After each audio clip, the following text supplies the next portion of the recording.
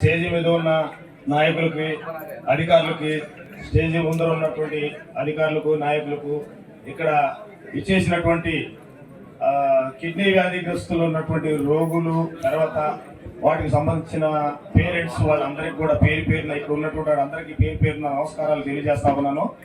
ఇలాంటి కార్యక్రమము ఇప్పటి వరకు ఇన్ని ప్రభుత్వాలు మారుతా ఉన్నా కూడా ఎవరు పట్టించుకోని దాఖలాలు ఉన్నాయి.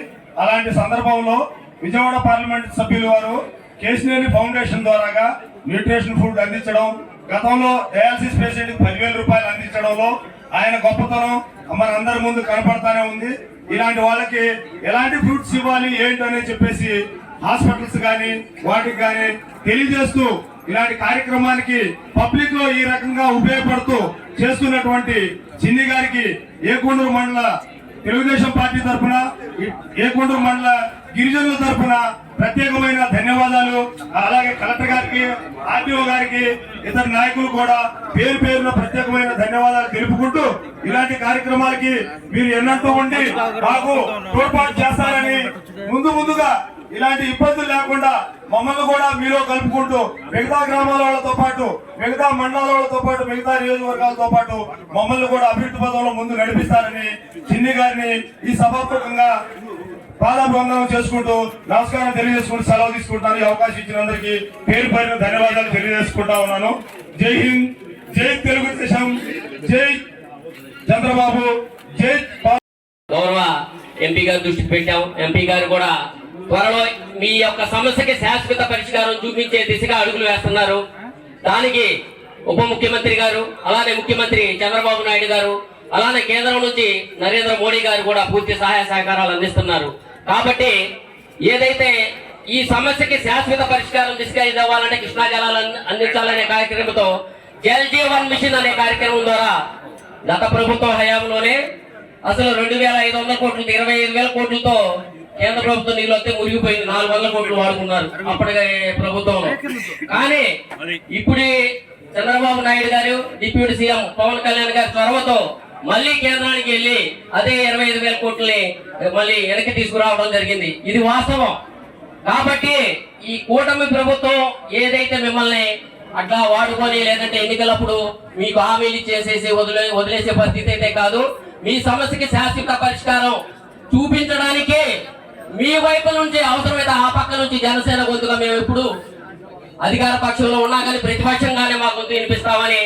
కాబట్టి వీళ్ళ వైపున పవన్ కళ్యాణ్ గారి దగ్గర కూడా ఇక్కడ నుంచి కిడ్నీ బాధ్యతను తీసుకెళ్లాను సార్. మేము 2022లో ఈ తండా నుంచి 40 మంది ఈ ఏకొండూరు మండలం నుంచి, వాళ్ళలో ఒక జనరేషన్ లేరు సార్ పవన్ కళ్యాణ్ గారిని కలిసిన వాళ్ళలో. ఆయన గారు చెప్పడం ఏంటంటే, సార్ ఖచ్చితంగా మీ ఏరియాకి నేను వస్తాను, ఆ సమస్యకి మనం ఒక పరిష్కారం చూపిస్తామన్నారు.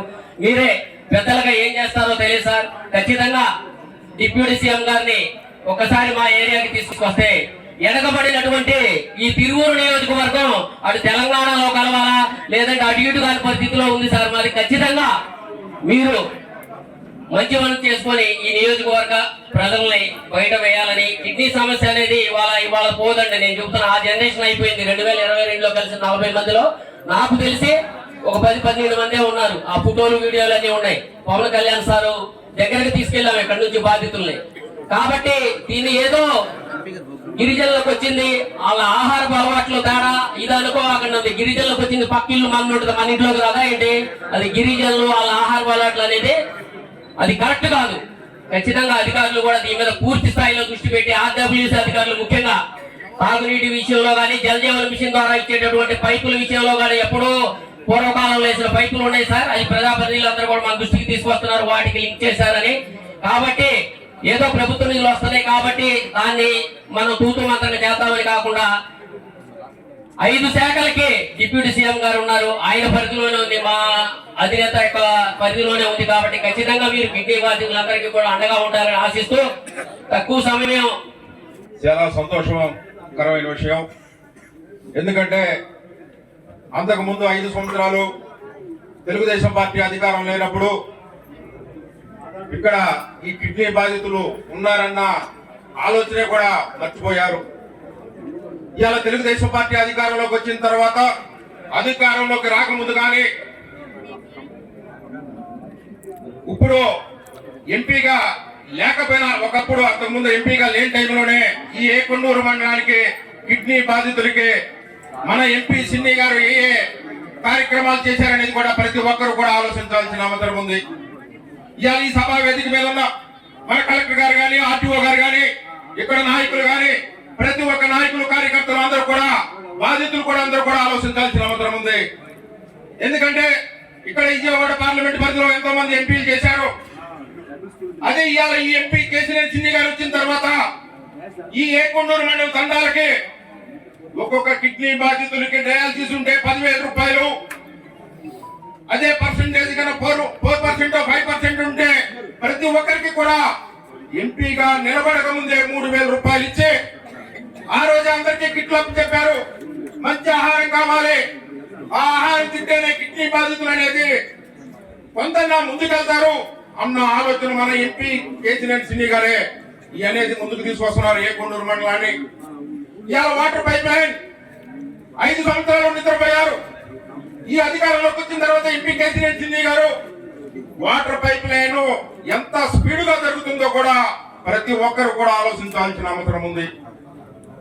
ఎందుకంటే అధికారం లేనప్పుడు కాదు, అధికారంలో ఉండి పట్టించుకున్న నాయకుడే నిజమైన నాయకుడు అని చెప్పి మన ఎంపీ కేసీఆర్ సిన్ని గారిని నిరూపిస్తున్నారని చెప్పి మీ అందరికీ కూడా తెలియజేస్తున్నా. ఈ అవకాశం ఇచ్చిన మీ అందరికీ కూడా పేరు పేరులో ధన్యవాదాలు తెలియజేస్తూ జై చంద్రబాబు నాయుడు గారు.